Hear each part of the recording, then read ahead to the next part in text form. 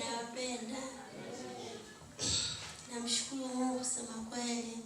Safari yangu ya maisha ilikuwa ni safari ngumu.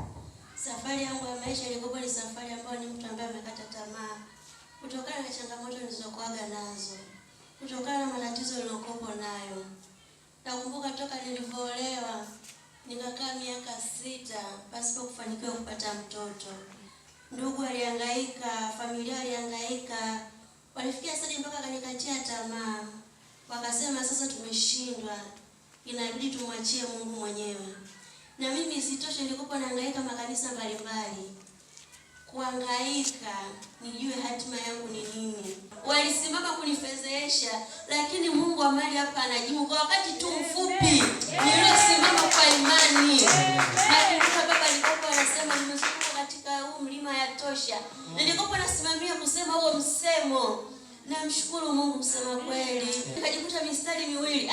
Kwanza nilipanda kitandani niliruka kwa shangwe. Nikaambia hivi ni mimi. Kwanza nikakaa kitandani nikasema hapana, sio mimi. Nikaenda nikamuita dada mama fulani nikamuonesha.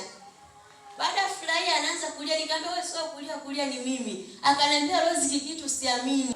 Mwanangu anaitwa Jordan. Walionifezesha leo wanafezeshwa wao. Wanasema sizai wao leo wanaaibika.